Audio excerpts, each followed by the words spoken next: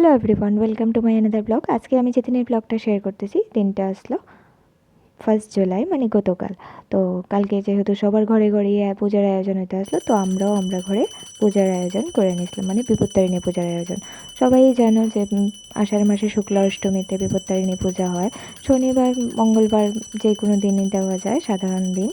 তো আমরা ঘরে আয়োজন করে নিয়েছিলাম। তো দেখতে পারছো আমি ফল টল কাটটা আয়োজন করে নিতে আসলাম, তারপর পূজা দিয়ে নিলাম। পূজা দেওয়ার পর আমি পাঁচালি বিপত্তারিণী মায়ের পাঁচালি পড়তে শুরু করলাম। তো দেখো, তোমরা যদি ভালো লাগে ভিডিওটা অবশ্যই একটা লাইক কমেন্ট করে দিও, আর আমার পাশে থাকো তোমরা, আর আমার সাপোর্ট করো। তো এইখানে আমি আমার পাঁচালি পড়া শেষ করে পূজার ইয়েটা দেখাই নিলাম। দেখো আমি আমার মারে কীভাবে করে নিয়েছি।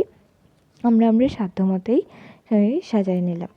তো দেখতে থাকো তোমরা।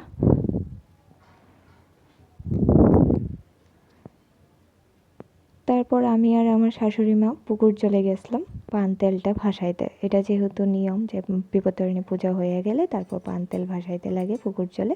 তো আমরাও এভাবে ভাসাইতে গেছিলাম। তো ওইখানে গিয়ে ভিডিও করতে পারছি না, ওইখানে একটু ভিড় আসলো, কারণ সবাই সবার বাড়ির থেকে আসলো। তো ওইটা পারছি না। তো আমার তার লেগে সরি, আমি তোমরা কাছে ক্ষমা চাই।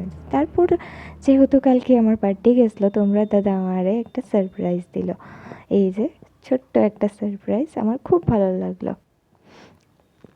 এখানে দেখতে পারতেছো আমি কেক টেক কেটে নিলাম। তো দেখতে থাকো তোমরা, কেমন লাগে আর জানাইও অবশ্যই।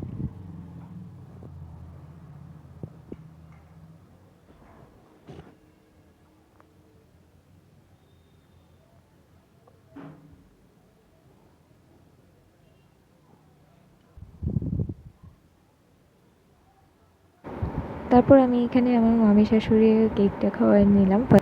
তারা কেউ যেহেতু আইতে আসলো না, তারপর তোমার দাদারে খাওয়াই নিলাম। তারপর এখানে আমি নিজের একটু দেখাই নিলাম। তো আজকের ভিডিওটা এই পর্যন্ত দেখাই নিলাম। Tata, by.